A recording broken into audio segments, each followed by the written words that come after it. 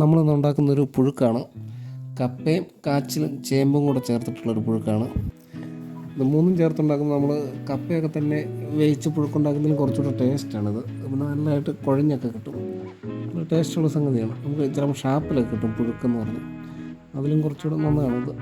അത് നമ്മളിതെല്ലാം നല്ലതായിട്ട് തൊലിയൊക്കെ കളഞ്ഞിട്ട് ഞുറുക്കിയെടുക്കും.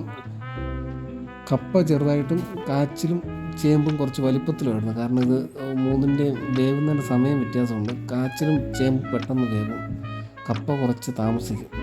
ഇതിങ്ങനെ അത് രണ്ടും വലിപ്പത്തിട്ടില്ല, വെന്ത് കുഴഞ്ഞു പോകും. അതുകൊണ്ട് അങ്ങനെ ചെയ്യുന്നത്. ഇത് നല്ലതായിട്ട് നമ്മൾ ഞുറുക്കിയതിന് ശേഷം നല്ലപോലെ കഴുകും. കാരണം ഇത് കുറച്ച് ചിലപ്പോൾ മണ്ണ് വല്ലതും ഉണ്ട്. അതുകൊണ്ട് നല്ലപോലെ ഒന്ന് രണ്ട് പ്രാവശ്യം കഴുകിയിട്ട് നമ്മളിത് വിറകടുപ്പിലാണ് വെക്കുന്നത്. കുറച്ച് വേവൊക്കെ ഉള്ളതുകൊണ്ട് ഇത് വെള്ളം ഒഴിച്ച് വേകാൻ വെക്കും. ആദ്യം ഉപ്പിടത്തില്ല, ഉപ്പിടാതെ വെള്ളം ഒഴിച്ച് വേകാൻ വെക്കും.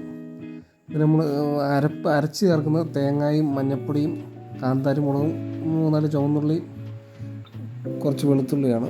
കുറച്ച് കരിയാപ്പിലയും കൂടെ ചേർത്ത് നന്നായിട്ട് അരച്ചെടുക്കും. അരച്ച് നല്ല വെള്ളം പോലെ അരക്കേണ്ട, കുറച്ച് ഉപ്പ് ചേർക്കും. നമ്മൾ ഈ അരപ്പിനകത്ത് ഉപ്പ് നീരാണ് ചേർക്കുന്നത്. കാരണം പൊടിയാണ് ചിലപ്പോൾ ഇതിനകത്ത് എല്ലായിടത്തും ഒരുപോലെ എത്തത്തില്ല. നമ്മൾ ഉപ്പ് നീര് അരപ്പ് ചേർത്ത് അതിനകത്തോട്ട് ഒഴിക്കും. നമ്മൾ വെന്ത് കഴിയുമ്പം നമ്മൾ ഞെക്കി നോക്കുമ്പോൾ അറിയാം കപ്പ ഇതൊക്കെ. അത് നമ്മൾ കംപ്ലീറ്റ് വെള്ളം ഊറ്റി മാറ്റും. എന്നിട്ട് അതിൻ്റെ മേളിലോട്ടാണ് നമ്മൾ ഈ അരപ്പിടുന്നത്. അരപ്പിട്ടൊരു 6-7 മിനിറ്റ് വെക്കുമ്പോൾ ഈ അരപ്പിൻ്റെ പച്ചമണമൊക്കെ അറിയാതൊന്ന് വേഗം. അതൊരു 6-7 മിനിറ്റ് അല്ലെങ്കിൽ 10 മിനിറ്റ് നമ്മളൊന്ന് നോക്കിയാൽ മതി.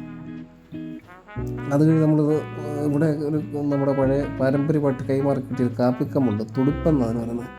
അതുകൊണ്ട് നമ്മൾ ഇളക്കുന്നത്. നല്ല ബലമായിട്ട് ഇളക്കുമ്പോൾ നല്ലതായിട്ട് കുഴഞ്ഞു വരും.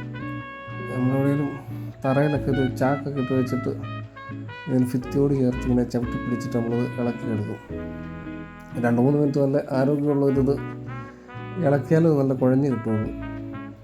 അത് നമ്മൾ ഇളക്കി കുഴച്ച് ചേർക്കുന്നതനുസരിച്ചാണ് അതിൻ്റെ ടേസ്റ്റ് എല്ലായിടത്തും നമ്മൾ അരച്ച് ചേർത്ത് അരപ്പൊക്കെ പിടിക്കുന്നത്. അത് നമ്മൾ ഇളക്കിയെടുത്ത് കഴിഞ്ഞാൽ നമുക്ക് പിന്നെ എന്ത് കറി കൂട്ടി വേണം കഴിക്കാം. ചിക്കനോ ബീഫോ മീനോ ഏതായാലും അടിപൊളി ടേസ്റ്റാണ്. കാരണം ഈ ചേമ്പും കാച്ചിലൊക്കെ ഉള്ളതുകൊണ്ട് കപ്പ തന്നെ വേവിക്കുന്നതിന് കുറച്ചുകൂടെ ടേസ്റ്റായത്. വേവിച്ച് കഴിയുമ്പോൾ ഇങ്ങനെ ഇരിക്കും. നമ്മൾ ചിക്കൻ കറി കൂട്ടി വേണം ഒരു പിടി പിടിക്കുന്നത്. അപ്പോൾ എല്ലാവരും ഇത് കിട്ടുവാണെങ്കിൽ ഇതൊന്ന് എല്ലാവരും ട്രൈ ചെയ്ത് നോക്കണം. അടിപൊളി സാധനമാണ്. ഇഷ്ടപ്പെടുവാണെങ്കിൽ എല്ലാവരും ഫോളോ ചെയ്യുക, ലൈക്ക് ചെയ്യുക, ഷെയർ ചെയ്യുക, കമൻറ്റ് ചെയ്യുക. Thank you.